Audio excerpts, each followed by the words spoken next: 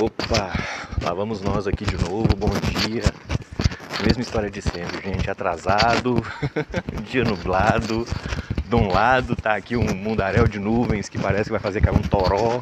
E do outro lado tem um céu azul que, tipo, não faz ideia de que esse toró tá chegando. Tão engraçado isso. O movimento, né, das nuvens. Tão engraçado. Tem um céu azul aqui pra minha direita que tem lá suas nuvens e tudo, mas aquele azul límpido, sabe aquele azul celeste, aquele azul bebê, né? E pro lado esquerdo é totalmente o contrário. É um mundaréu de nuvens escuras que vão trazer aquela tão necessária chuva, né? Hoje é dia 4 de novembro e eu sei que vocês estão recebendo esse podcast aí no mês de janeiro, então feliz ano novo, né? Essa gravação está acontecendo muito antes do ano novo, porque eu tô realmente conseguindo gravar, eu tô achando isso bom, tô achando isso ótimo. Só que tá uma época um pouquinho complicada, contrastante com o ano novo, né? Hoje é dia 4, como eu disse, né?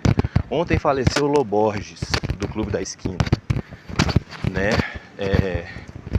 Vamos lá, eu não sou grande fã das músicas do pessoal do Clube da Esquina. Não tem por que ficar dourando a pílula a respeito disso. Mas a gente não pode ficar reconhecendo a genialidade só naquilo que a gente admira, não. Né? Tem uma poesia muito linda, tem um idílico muito necessário nas músicas do Clube da Esquina. Tanto é assim que, se você pegar esse país que está aí fragmentado entre esquerda e direita, rachado, né? Traumatizado com relação a isso, você vai encontrar dos dois lados fãs de Loborges, fãs de Milton Nascimento, do Clube da Esquina, do Flávio Venturini, desse pessoal todo, que tem sim um movimento cultural, estético, muito legítimo a partir dessa música, né? Que surgiu aqui em Belo Horizonte, na região ali do bairro Santa Teresa, e tomou o mundo, né? Ganhou Belo Horizonte, ganhou Minas, ganhou o Brasil, ganhou o mundo. Então eu tô sim um pouco triste, né? Já me faz pensar que o Milton daqui a pouco também não estará entre nós, infelizmente. Mas isso é o passo da vida, né? Só que aí vem que anteontem, hoje é dia 4, ontem foi dia 3 de novembro, anteontem foi o dia 2 de novembro, também conhecido como dia de finados, né?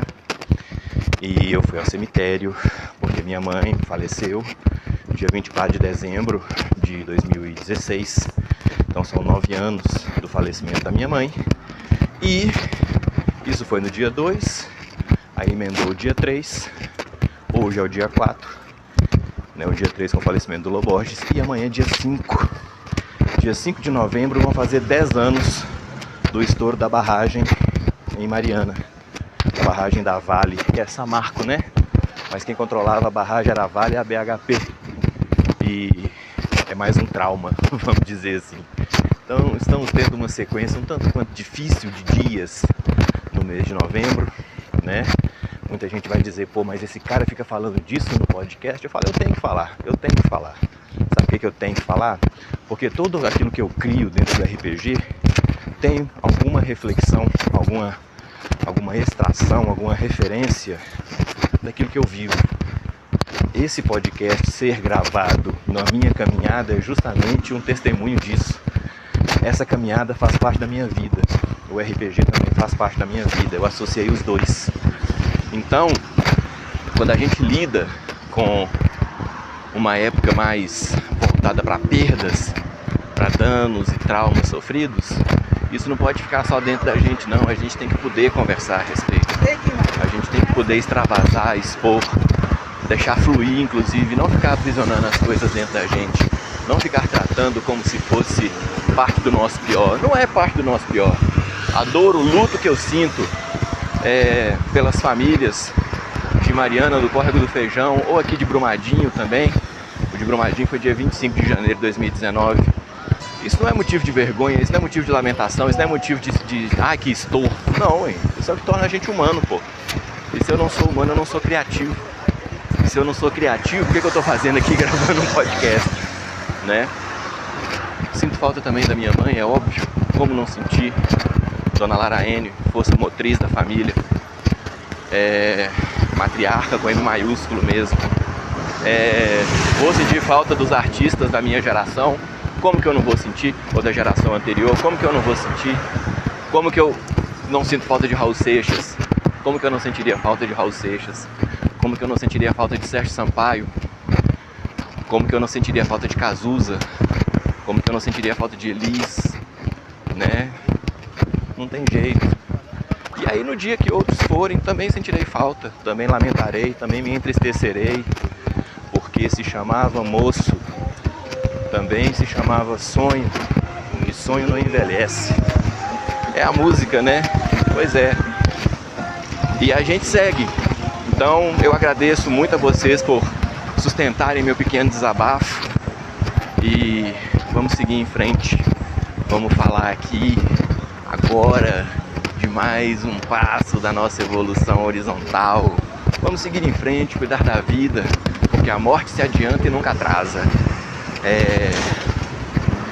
Eu já falei do mago, já falei do clérigo, já falei a questão do ladino, que não tem ladino, só tem aventureiro, né? Vou falar de que agora? Deixa eu ver. Poderia falar do guerreiro, né? Porque as pessoas vão começar a medir a questão do ponto de vida. A questão do ponto de vida ela é cruel, cara. Todo mundo se preocupa com os pontos de vida, né? Eu li um meme, ou mime, eu chamo de meme, tá? Às vezes é mime, não sei. E falava que era tipo um mestre de jogo falando atrás da divisória e dizendo assim: todo ponto de vida é temporário. Que diz que tem a regra, né? Dos pontos de vida permanentes e dos pontos de vida temporários, que seriam aqueles pontos de vida adicionados por alguma alteração no personagem, por alguma magia que concede a ele dobra os pontos de vida, mas é temporário. Aí o mestre fala: todo ponto de vida é temporário. Ele tá aí agora, e daqui 5 rodadas você não sabe se algum deles estará, se sobrará a maioria, se não restará nenhum, se você estará devendo ponto de vida, né? Uma das frases mais célebres do RPG de todos os tempos é um jogador perguntando pro mestre: peraí, ele me deu quanto de dano? Quanto? Quanto de dano? É uma das frases mais... Quanto de dano? É isso tudo mesmo? Pois é. Não tenho não, vou ficar devendo. E aí, tchau pro personagem, game over, né? Eu não quero precipitar a conversa sobre pontos de vida. De fato, sobre pontos de vida. Nós vamos fazer essa conversa na 4ª temporada, onde eu não vou estar falando tanto de progressão horizontal. Eu vou estar entrando mais a ferro e fogo no sistema mesmo, tá? Então assim, vamos falar do guerreiro, né? O que é o guerreiro? O que é? Por que existe o guardinha da cidade e existe o guerreiro? Por que eles não se equivalem? Por que eles não se equivalem? Por que um não é o outro e o outro não é o um? Basicamente, porque o guardinha da cidade é um personagem criado para compor uma noção de presença do mestre. É isso. A guarda da cidade é a mão invisível do mestre, né? Adulando ou coagindo o grupo de jogo a andar na linha. É isso. A guarda da cidade não é outra coisa, né? E, portanto, vamos dizer assim, eles têm que ser uma força que não se sobrepuje aos personagens, porque senão realmente perde a graça, né? A não ser que a guarda da cidade seja o inimigo a ser derrotado, vamos dizer assim, seja em força física, seja em intelecto, astúcia, né? E também porque vira um jogo de mestre contra jogadores e isso aí degenera muito rápido, não é a nossa intenção, né? Então, quando o mestre pesa a mão nesse sentido, vira uma coisa impossível, inexpugnável. E é o outro lado do equilíbrio. Qual que é o outro lado do equilíbrio? Se for muito fraco, também os jogadores ignoram, não enxergam na guarda da cidade sequer uma ameaça. O grande truque com relação à guarda da cidade é colocá-la proximamente aos interesses dos personagens e não tanto aos inimigos, aos desafios. A ideia é que a guarda da cidade e os personagens, por caminhos ou descaminhos, estejam trabalhando mais ou menos com as mesmas coisas, estejam arrolhados mais ou menos ali no mesmo interesse, no mesmo conjunto de objetivos gerais, panorâmicos, não necessariamente específicos, né? Então, um guarda de cidade, ele basicamente lida com os problemas urbanos. Ele não tem que sair para explorar a ruína antiga. Ele não é esperado dele que carregue grande quantidade de peso, por exemplo.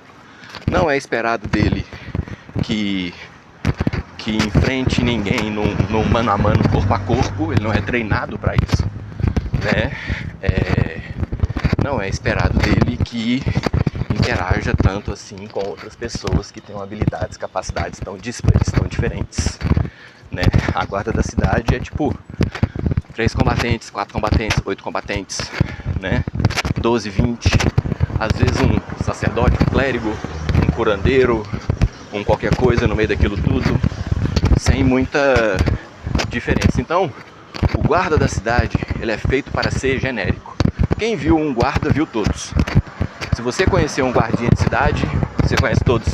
Se você conheceu o sargento, vamos chamar assim, né, o líder da patrulha, você conheceu todos os líderes de patrulha. Se você conheceu o tenente, o capitão, o coronel, você conheceu todos.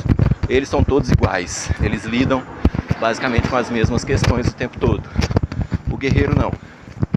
O guerreiro tem que ser versátil. Se o guerreiro não for versátil, ele vira um guarda da cidade. Ele vira, né, aquele sujeito que está ali basicamente repetindo o mesmo truque todo santo dia, todos os dias da semana. Ou é uma coisa ou é outra. Então o guerreiro tem que ser versátil. O guerreiro tem que abrir o leque. Ele tem que expor opções, né? E essas opções não podem ser uma coisa que está lá só para dar um colorido. Elas têm de ser algo concreto, sólido. Por exemplo, nos jogos mais tradicionais, a função do guerreiro tanker: matar os monstros, segurar os monstros, atrair os monstros, etc. Usar o equipamento de maneira mais qualificada, de maneira mais adequada, saber fazer o acampamento, saber fazer o cerco, saber fugir da emboscada, né? Então tem um lado de força, né? Escudinho de carne, tem um lado de inteligência, perceber um perigo, intimidar alguém, né? Intimidar é mais um social, vamos chamar assim, do que inteligência. Às vezes o ato mais estúpido que você pode ter é querer intimidar alguém, né? Não é tão inteligente, mas é sim um ato de proeza social, vamos chamar assim. Então o guerreiro, ele tem que ser uma espécie de porto seguro para o grupo. Ele tem que ser um indivíduo que, na hora que tudo mais falhar, as pessoas procurarão por ele, o grupo procurará por ele, e ele terá alguma alternativa a oferecer. É claro que de vez em quando, gente, a vaquinha vai pro brejo e não há nada que se possa fazer, né? Mas, especialmente, tá num lugar onde magia não funciona, ou não funciona como deveria estar. Tá esgotado o conjunto de habilidades especiais, extraordinárias, mágicas, místicas do grupo. Vai sobrar o quê? Vai sobrar a capacidade de sobrevivência de cada um. E aí, nessa hora, quem brilha é o guerreiro, tá? O guerreiro é o personagem que vai saber sair da cidade e deixar a cidade para trás. Ele carrega ali naquela mochila grande e pesada uma quantidade de ferramentas tal que permite que ele e mais uma meia dúzia sobrevivam razoavelmente bem a uma determinada quantidade de dias, semanas ou meses dentro de uma masmorra, ou em um subterrâneo, ou em um ermo, ou em um lugar ruim, inóspito, hostil, né? Isso aí não vai ser bonito, não vai ser romântico, não vai ser interessante, né? Mas será possível, graças à presença do guerreiro e suas habilidades. Nessa hora, nessa hora, faz pensar, e aí? O guerreiro vai depender de vencer inimigos pela força para se sagrar um guerreiro? Um guerreiro vai conseguir de fato